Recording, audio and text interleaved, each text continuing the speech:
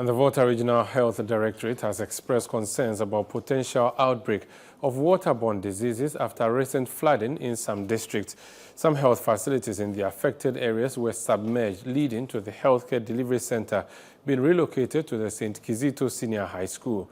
They're urging stakeholders to provide essential medical care and prevent an outbreak. Our correspondent in the Volta region is Desmond Salasiago.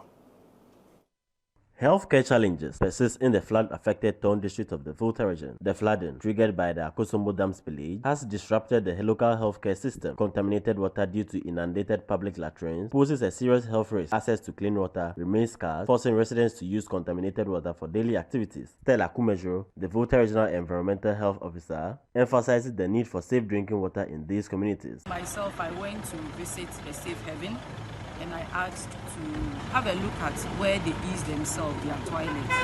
It was a traditional pit latrine, and even the path leading to the pit latrine was overgrown with weeds, and it will not encourage people to go there. Those that even tried to access there, I realized they defecated around the toilet. I entered, took shots of whatever is happening. It was very terrible. We saw some of the toilets submerged under the water.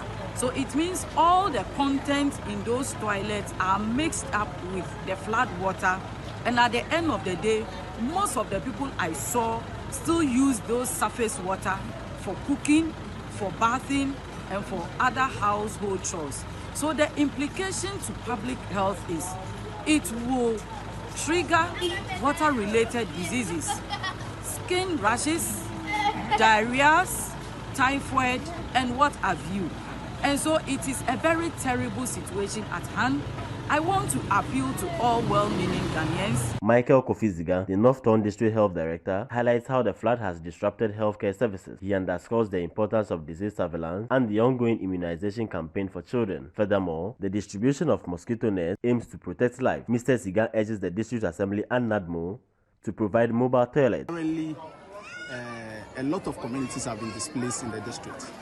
So once communities are displaced, what it means is that they will not have access to the regular facilities that they need to have access to.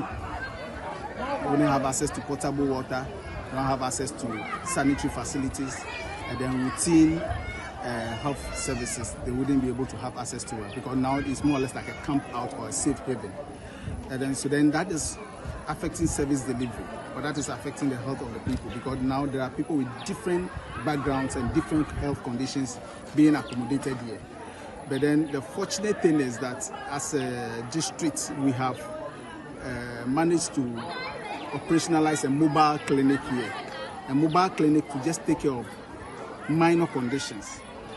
And then also keep a close watch on the people, so that in case there is any incidents of any health events that we've not recorded before, we can quickly take care of. Dr. Senanu Jokoto, Deputy Health Director for Public Health, appeals for support for both the affected residents and the Ghana Health Service staff. We are mobilizing all kinds of logistics, specifically for health.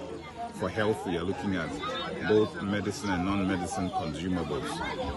So we've identified the gaps. We are putting our list together, we are costing it, we are reaching out to stakeholders from within and from without as well, to ensure that we get everything that we need. Our staff who have been displaced as well need support. Some of them, their entire house up to the roof level is full of water. They've lost some items, they need support. For our staff who are running mobile clinics as well, they would also need support in that regard.